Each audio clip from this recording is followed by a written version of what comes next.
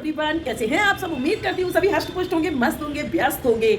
आज लेकर के आई हूँ आप लोगों के लिए एक ऐसा मसाला प्रीमिक्स जिससे बहुत ही ज़्यादा कम टाइम में आप बना सकते हैं टेस्टी और हेल्दी वेजिटेबल्स। तो क्या होता है कि जब कभी कभी ना हमारे साथ ऐसा होता है कि हम व्रत त्योहार में भी बिजी होते हैं और घर में हर किसी की पसंद का हमें खाना भी देना होता है ना। जब 4 लोग होते हैं तो चारों एक साथ एक सोच नहीं रख सकते। किसी को हींग जीरा की सब्जी पसंद होती है तो किसी को प्याज की सब्जी पसंद होती है और कोई रूट के बिल्कुल खाना ही नहीं खाता। तो हमारा काम क्या होता है भाई, हम गृहणियां तो बने ही इसी के लिए हैं कि हर किसी को खुश रखने का हमारा जो फर्ज है वो हमें पूरा करना है भाई, हर हाल में। और अपना व्रत पूजा पाठ का भी ध्यान रखना है क्योंकि हम ही तो हैं जो सभी को साथ लेकर के चलते हैं, सभी की परवाह कर सकते हैं। हम लोगों को ये भी देखना होता है कि हमारे घर में कोई चीज खराब तो नहीं हो रही है जब हम ज्यादा लाके रख लेते हैं। तो ऐसा ही मेरे साथ भी हुआ। प्याज काफी सारी थी और अभी जो बारिश चल रही है ना थोड़ी बहुत, तो उसमें बूंदें पड़ गई होंगी। मुझे लगा कि ये प्याज हो जाएगी जल्दी से खराब। तो उसका क्या करना था कि मैंने बना डाला एक मसाला ऐसा कि जिसे हम महीनों रख सकते हैं, बिल्कुल खराब नहीं होगा और टेस्ट भी ऐसा कि बस कोई कह ही नहीं पाएगा कि ये आपने सेव किए हुए मसाले से सब्जी बनाई है। बस थोड़ा सा मसाला लेना है, कोई भी सब्जी लेनी है और विसिल दे देनी है। फिर देखिए चुटकियों में सॉल्व हो जाएगी सारी प्रॉब्लम्स। तो चलिए सबसे पहले तैयारी करती हूँ कि मूंगफली लाई थी मैं भुनी हुई। अब उन मूंगफली का क्या है, जैसे हम पोहा बनाते हैं या हमें किसी तरी में हमें उसको लेना होता है तो थोड़ा सा उसको पीस के भी रख लेते हैं। जैसे कहीं कहीं ब्रेड क्रम्स जो हम इस्तेमाल करते हैं तो मूंगफली का दरदरा सा पेस्ट भी हम बना करके इस्तेमाल कर सकते हैं। तो इसके लिए जल्दी से फटाफट से मूंगफली के छिलकों को उतार के कर दिया है तैयार और उनमें वही क्रंचीनेस रहे इसके लिए कांच के जार में भर के रख दिया है। जितना इस्तेमाल करना हो कर सकते हैं। तो इस 2 दिन के ब्लॉग में मिलेंगे आपको बढ़िया से ये कुरकुरे मंगोड़े और ये प्रीमिक्स से बनाई गई सब्जी कुकर में गोभी आलू की और सेवई, माँ गंगा नर्मदा का पूजन, सभी कुछ है आज के ब्लॉग में। तो बस देखते देखते लाइक सब्सक्राइब और शेयरिंग करना बिल्कुल भी ना भूले, वो भी फ्री में। मूंगफली को हर डिश में जो फ्राई करके हम इस्तेमाल करते हैं ना तो वो थोड़ा हमारे लिए कहीं ना कहीं हेल्थ के लिए बिल्कुल भी अच्छा नहीं होता है। रोज़ रोज़ एक ही सी चीज़ खा के ना हमें कोलेस्ट्रॉल का प्रॉब्लम हो ही जाता है। तो यहाँ मैंने ये रोस्टेड मूंगफली ली है, मार्केट से मिल जाती है और घर पे लाके आराम से उतर जाता है इनका छिलका।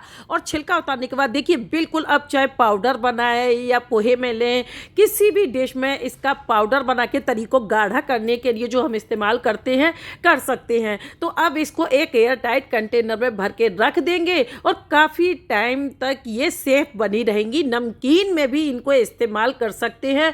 तो एक चीज़ से बहुत सारे काम हमारे हो सकते हैं।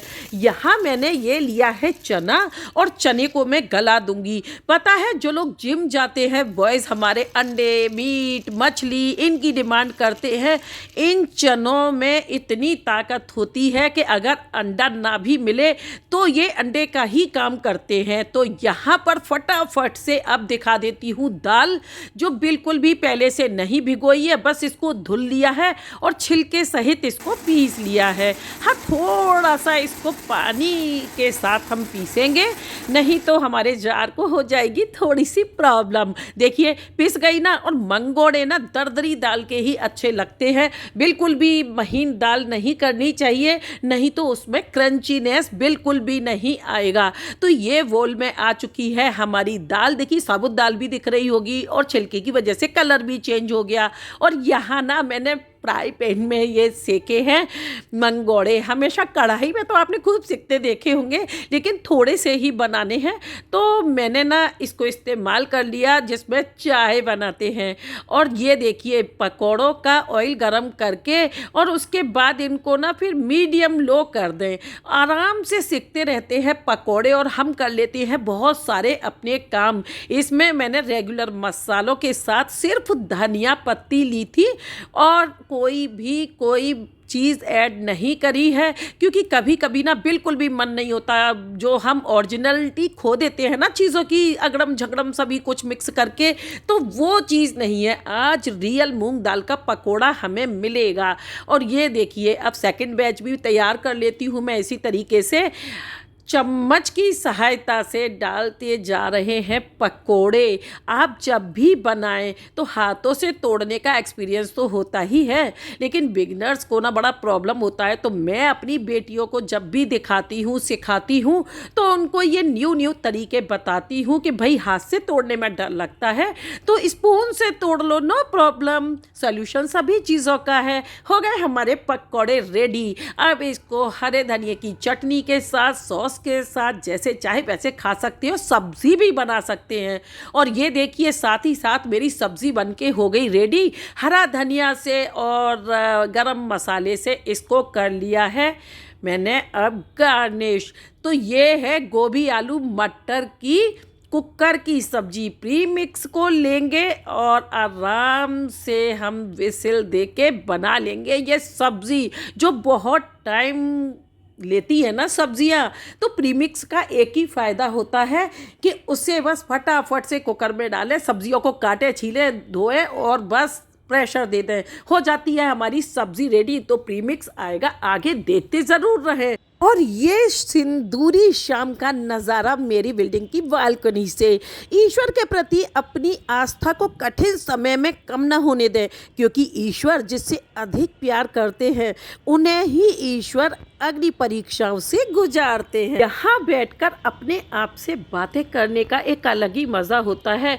प्रकृति के रंगों से खेलते हुए अपनी बहुत सारी मुश्किलों के हल भी चुटकियों में मिल जाते हैं। इसके साथ ही जो मन को सुकून मिलता है ना, बिल्कुल भी उसका वर्णन किया ही नहीं जा सकता, सिर्फ फील किया जा सकता है। प्रीमिक्स की बात कर लेते हैं। आइए प्रीमिक्स बनाऊंगी कुकर में, और जल्दी से दे देती हूँ टिप्स कि सेव रखने के लिए मसाले को हमें मस्टर्ड ऑयल में ही इस मसाले को पूरा रेडी करना है। और यहाँ पर मैंने थोड़ा सा काजू लिया है, दालचीनी ली है, मैंने कुछ एक मसाले लिए हैं, सीक्रेट्स हैं, देखते रहेंगे वीडियो तो सब सामने आते जाएंगे। प्रीमिक्स के लिए जो मेन इंग्रेडिएंट्स हमें चाहिए वो होगी प्याज। तो प्याज ये आधा किलो के करीब प्याज है, जिसको अच्छे से छील लिया है और साफ तरीके से इसका पीला वाला पार्ट भी हटा दिया है। और 2 बड़े लहसुन की ये पूरी गांठें छील के अच्छे से महीन बारीक पेस्ट बना लिया है। और दूसरी तरफ अब रख देते हैं कुकर को और इसमें ले लेंगे ये मस्टर्ड ऑयल। तो ये जो है 250 से लेके 300 ग्राम के तकरीबन है। पूरा इसमें जो बोतल में था वो मैंने ले लिया है, क्योंकि ज़्यादा ऑयल भी अगर हो जाएगा ना तो हम उसको अलग से ऊपर से निकाल के रख सकते हैं। और यहाँ मैंने दरदरा कूट लिया है ये काली मिर्ची को, लौंग को और दालचीनी वगैरह सभी को। अब इसमें ले लेंगे हम रेगुलर मसाले। तो मिर्ची पाउडर लिया है 2 स्पून, हल्दी पाउडर लिया है 1.5 स्पून और धनिया भरपूर लिया है भाई 3 बड़े स्पून। तो धनिया का मेन काम होता है। और ऑयल देखिए गर्म होने के बाद कलर चेंज कर गया, तो 2 ले लिए बे लीफ। और इसके साथ ही जो हमने दरदरा कुटा हुआ मसाला रखा हुआ था उसको भी ले लिया है ऑयल में। और अब इसमें ले लेंगे ये अदरक का पेस्ट।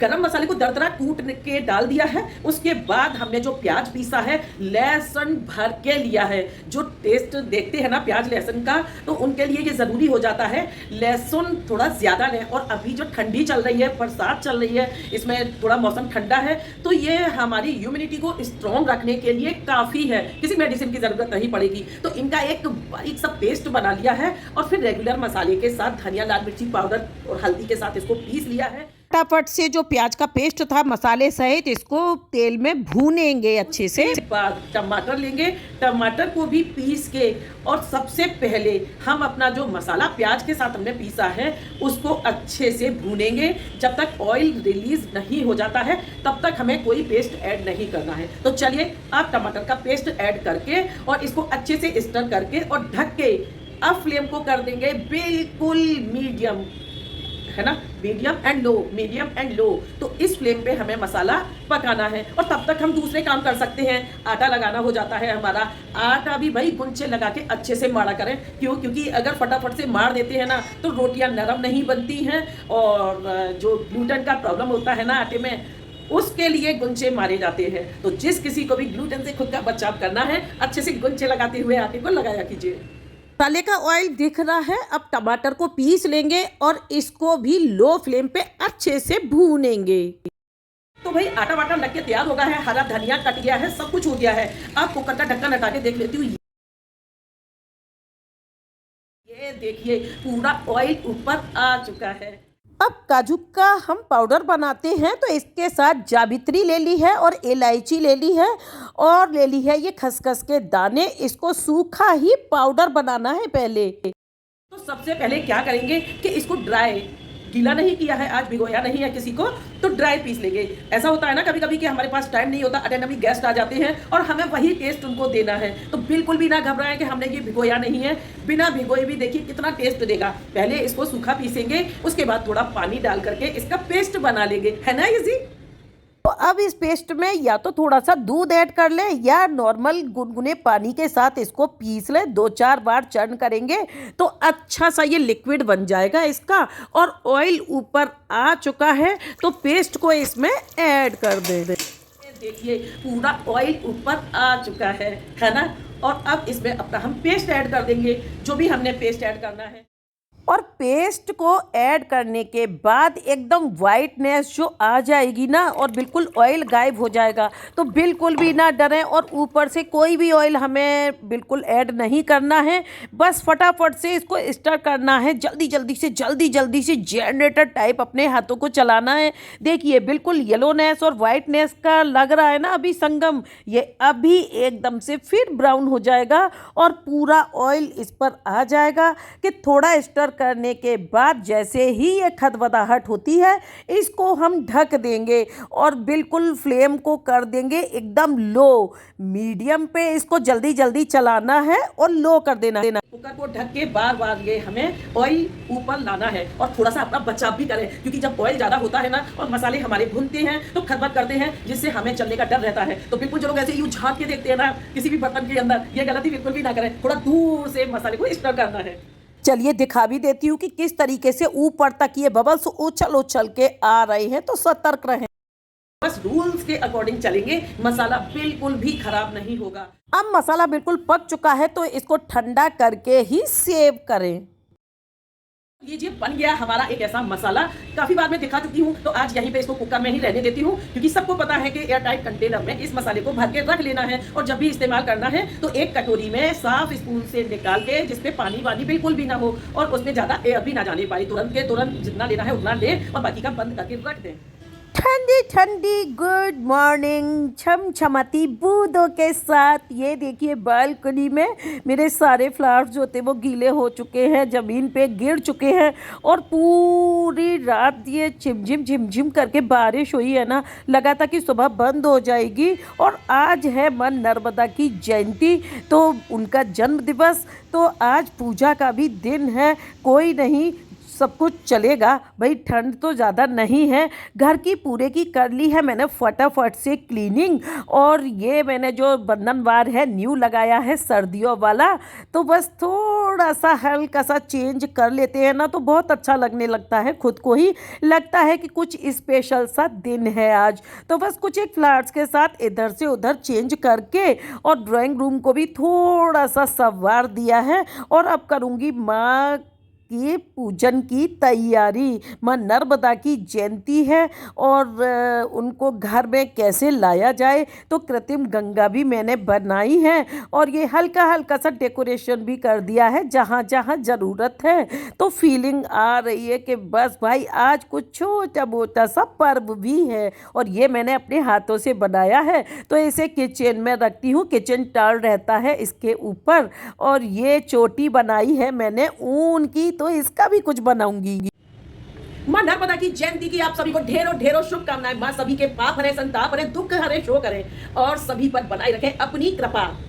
हाय एवरीवन, कैसे हैं आप सब? उम्मीद करती हूँ सभी हष्ट पुष्ट होंगे, मस्त होंगे, व्यस्त होंगे। आज है माघ मास की सप्तमी और नर्मदा जयंती। चिर कुंवारी मां नर्मदा को ये वरदान मिला हुआ है कि वो कभी भी सूखे नहीं और महापापी से पापी भी आकर उनकी गोद में तर जाते हैं। तो आज माता रानी की जो पूजा होगी वो सफ़ेद वस्त्रों से होती है और सफ़ेद ही उनको प्रसाद में भोग लगाया जाता है। सफ़ेद चुनरी भी माता रानी को उड़ाई जाती है। तो अगर आपके पास व्यवस्था नहीं है तो कुछ भी, जैसे माता रानी का पूजन किए बिना रहना नहीं है, तो मैंने भी आज है वाइट। और भाई ठंडी है तो इसमें थोड़ा सा ठंडी का भी बचाव करना होगा।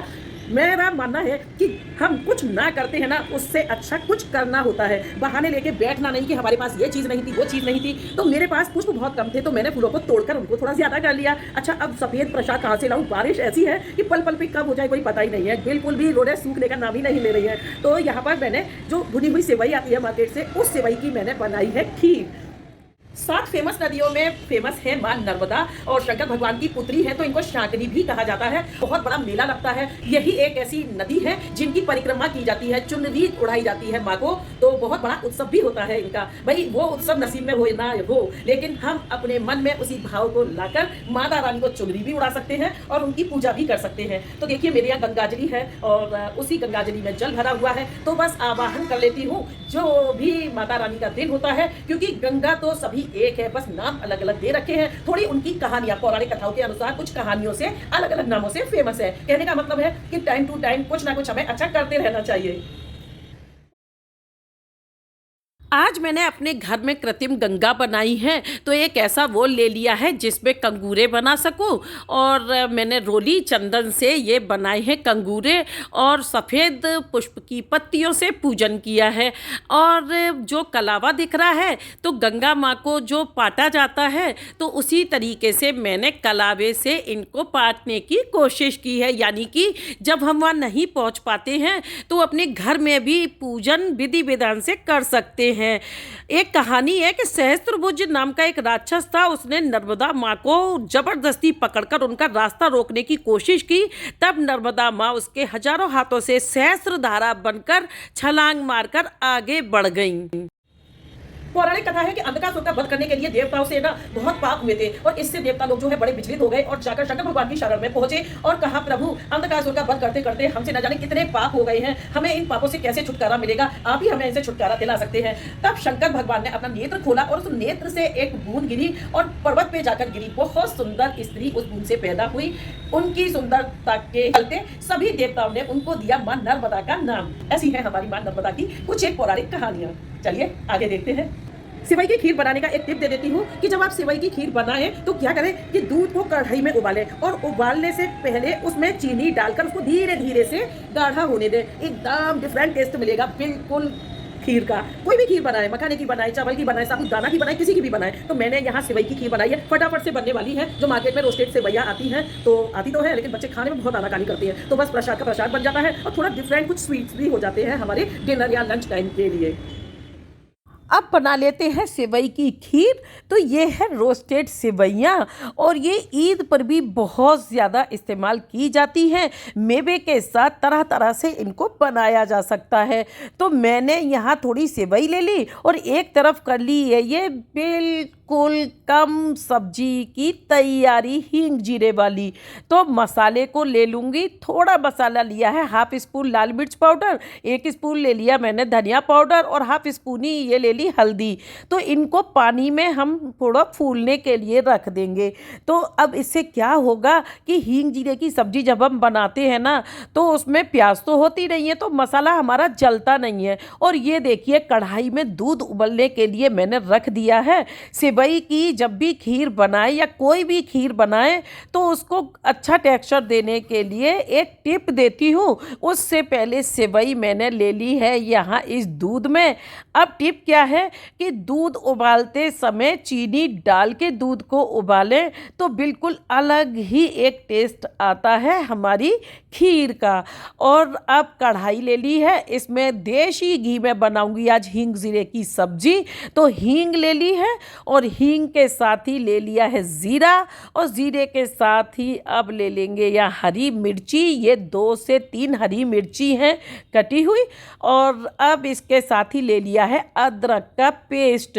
आज लहसुन प्याज कुछ भी नहीं लेना है इसमें, और अच्छे से इसको हमें भून लेना है ताकि कच्चापन ना रहे। बहुत कम सब्जी कैसे बनती है भाई नहीं पता। और अब इसमें ये भीगा हुआ मसाला ले लिया। अब 1 टमाटर का पेस्ट ले लिया है, इसको भी अच्छे से हमें चलाना है और भून लेना है जब तक कि ऑयल बिल्कुल अलग ना हो जाए मसाले से। यही हमारी सब्जियों की खासियत होती है। तो भाई कम सब्जी कैसे बनाए, तो आज इतनी बड़ी कढ़ाई में मैंने फर्स्ट टाइम ये कम सब्जी बनाई है क्योंकि खाने वाले ज़्यादा हैं नहीं। तो मैंने क्या किया कि एक कटोरी चने में और छोटा सा एक आलू ले लिया, उसको भी मैश कर लिया इसमें। और अब देखिए इसके साथ नमक ले लेंगे और नमक के साथ इसको बिल्कुल कम कर देंगे हम यहाँ पे फ्लेम और उबाल आने देंगे। पक गया। यहाँ तैयारी कर लेती हूँ मेवे की। काजू को दरदरा कूट लिया है और मैंने चिरौंजी और नारियल बुरादा ले लिया है। तो नारियल बुरादे में और चिरौंजी में सभी के साथ मिक्स करके इसको चलाते हुए हमें उबाल इसका धीरे धीरे आने देना है। यहाँ मैं इसको इंडक्शन पे बना रही हूँ और सब्ज़ी मेरी देखिए बनके हो गई रेडी। तो इसमें मैंने ये ले लिया है अमचूर पाउडर और धनिया के साथ गरम मसाला ले करके और बन गई मेरी हींग जीरे की सब्ज़ी। ये 2 लोगों के लिए पर्याप्त है भाई, बहुत मज़े आएंगे छोले भटूरे के साथ, है ना। तो अब यहाँ पर ये देखिए इसमें और थोड़ा सा मैंने ऐड कर दिया है नारियल बुरादा और ये इलायची पाउडर, क्योंकि खीर का कलर बता रहा है कि आई एम रेडी। और ये यहाँ पर मैंने ले लिया है ये पिस्ता गार्निशिंग के लिए। तो जब अब इसको हम हरी इलायची को डालते हैं ना, तो गैस के फ्लेम को कर दें बंद या बिल्कुल गर्माहट को कर दें बंद और खीर हो गई हमारी रेडी। तो यहाँ पर अब खीर को मैं कटोरी में ले लेती हूँ। भाई माता रानी का भोग लगने के लिए तैयार है। भाई सुबह की पूजा तो जल्दी जल्दी में हो जाती है, लेकिन अब भोग भी लगाना है। तो जब किसी देवी देवता का पर्व होता है ना, तो मैं एक अलग चौकी पे विराजमान कर देती हूँ और जो जो खाना बनता जाता है वो खाने का भोग संग के संग में लगाती जाती हूँ। तो यहाँ माता रानी को मैंने ये खीर का भोग प्रसाद भी दे दिया है। शाम को इनकी पूजा करूँगी बहुत ही अच्छे तरीके से, क्योंकि तब तक घर के सारे काम हम अपने निपटा चुके होते हैं। तो यहाँ मैंने ये भोग लगा दिया है और इसी खीर को अब मैं प्रसाद में मिला दूंगी। जानती है कि नर्मदा को शंकरी नदी क्यों कहते हैं? राजा पुरु ने शंकर भगवान की बहुत कड़ी तपस्या की, तो शंकर भगवान ने उन्हें वरदान मांगने के लिए कहा और वरदान में उन्होंने मांगा कि नर्मदा को धरती पर भेजने का कष्ट करें। इसलिए भगवान शंकर ने नर्मदा को निर्देश दिया और माता धरती पर उतर गई। यही कारण है कि नर्मदा माँ को शंकरी नदी भी कहा जाता है। माँ नर्मदा आजीवन कुंवारी है। तो क्यों है, इसके भी पीछे एक कथा है। और देखिए क्या प्यारी शाम हो गई है और अब कर लेती हूँ जल्दी से भटूरे बनाने की तैयारी, क्योंकि माँ का भोग भी लग जाएगा और काम भी जल्दी से निपट जाएगा। तो पूजा भी अच्छे तरीके से मैं कर लूँगी। तो यहाँ देशी घी को ये गर्म होने के लिए रख दिया है और भटूरे का डो मैंने लगा के रख दिया था। दही जब भी खट्टा हो जाता है ना, तो भटूरे में इस्तेमाल करें, भटूरे का डो बनाने में इस्तेमाल करें। और इसमें जो है मैंने आज 3 चीज़ें मिक्स की हैं।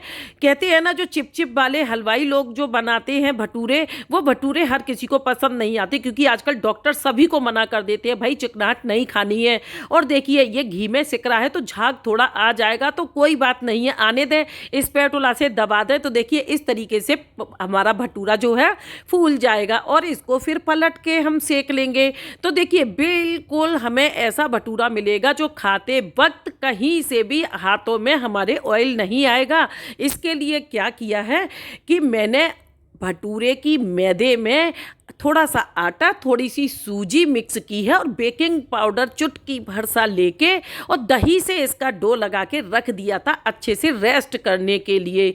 तो अब देखिए इसको उलट पलट के आप सेक लें और ये बिल्कुल कितना कलर भी एकदम से इसका अच्छा आ रहा है और सूजी की वजह से ना ये एकदम देखिए बिल्कुल दिख रहा है ना क्रंची सा।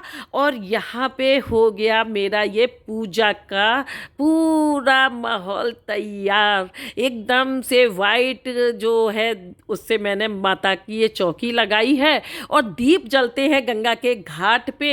तो मैंने ये पूरा यहाँ पे ये लाइटिंग का भी कर रखा है। माता रानी को सफ़ेद पुष्पों से आज बिल्कुल नहला देना है और धूप दीप से पूजन करना है। और यहाँ मैंने मेवे का भोग लगाया है, अलग अलग सभी चीज़ों का भोग मैंने माता रानी को आज पूरे दिन भर में लगा दिया है, जैसी मेरी सामर्थ्य है उस तरीके से। अब चलिए एक कथा और बता देती हूँ कि क्यों है माता नर्मदा आजीवन कुंवारी। कि नर्मदा माँ का विवाह जो है सोनभद्र यानी कि सोन नदी से होने वाला था, लेकिन सोनभद्र नर्मदा की दासी जोहिला नदी जो है उन पर रीझ गई। जब नर्मदा को इस बात का भान हुआ तो उन्होंने आजीवन कुंवारी रहने का फैसला किया और उल्टी दिशा में चल निकली। तो अन्य नदियां बंगाल की खाड़ी में मिलती है ना, ये माँ नर्मदा जो है अरब सागर में जाके मिलती हैं। ये भारत की एकमात्र नदी है जिनकी परिक्रमा की जाती है, साड़ियों से जिनको पाटा जाता है, यानी कि एक छोर से लेके खड़े हो जाते हैं और दूसरे छोर पे ले जाके नाव के द्वारा या किसी भी तरीके से उसको अंत करते हैं, तो उसको कहते हैं पाटना। तो लोग अपनी मनौतियाँ मानते हैं जिससे बहुत पुण्य मिलता है और माँ नर्मदा के दर्शन मात्र से ही सभी को मोक्ष मिलता है और पापों से छुटकारा भी मिलता है। आज मैंने माँ नर्मदा की जो कहानियाँ सुनाई और जो पूजन दिखाया, तो उम्मीद करती हूँ कि आप लोग को ये ज़रूर से पसंद आया होगा और कुछ ना कुछ थोड़ा बहुत तो जानकारी अच्छी लगी ही होगी। अच्छी लगी हो कोई जानकारी तो बस एक रिक्वेस्ट कर सकती हूँ कि आप लोग देखते देखते थोड़ा सा बस लाइक का बटन प्रेस कर दीजिएगा और शेयरिंग कर लीजिएगा फ्रेंड्स, फैमिली एंड रिलेटिव्स के साथ। उम्मीद करती हूँ कि ये मेरा ब्लॉग आप लोगों को पसंद आएगा। पसंद आए तो लाइक करें, सब्सक्राइब करें मेरे चैनल लीएसवी वाइब्स को, शेयर कर लें फ्रेंड्स, फैमिली या रिलेटिव्स के साथ। और पहली बार आए हैं तो बेल आइकन को प्रेस करना बिल्कुल भी ना भूलें, ताकि वीडियोस के नोटिफिकेशन फर्स्ट इन फर्स्ट आपके सामने हो। हंसते रहें, हंसाते रहें, मस्त रहें, व्यस्त रहें, देखते रहें मेरे साथ लीएसवी वाइब्स को। Thanks for watching.